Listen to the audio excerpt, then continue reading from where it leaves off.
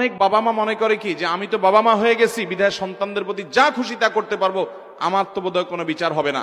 মনে রাখবেন, সন্তান যদি বাবা মার হক নষ্ট করে তাদের যেমন বিচার হবে, ঠিক একইভাবে বাবা মা যদি সন্তানের হক নষ্ট করে তাদেরও বিচার হবে কি হবে না? আপনি সন্তানকে ভরণ পোষণ দেন নাই, জুলুম করেছেন, গালিগালাজ করেছেন, অত্যাচার অবিচার করেছেন, বৈষম্য করেছেন, একজনকে দিয়েছেন অন্যকে দেন নাই, আপনারও বিচার হবে। অতএব কোনো বাবা মা যদি অন্যায় করে থাকে, সন্তানদেরকে আমরা বলবো আপনার বাবা মার অন্যায়ের কারণে আল্লাহ বিচার করবেন, আপনি গালমন্দ করে নিজের আমল নষ্ট করবেন না। তবে বাবা মার প্রতি সদাচরণ করার আপনার পক্ষ থেকে চেষ্টা করবেন যে আমার দায়িত্বটা আমি আদায় করব। তিনি ত্রুটি করেছেন, তিনি আল্লাহর কাছে দায়ী থাকবেন। এটা কঠিন, কিন্তু আপনাকে সেই কাজটা করার চেষ্টা করতে হবে।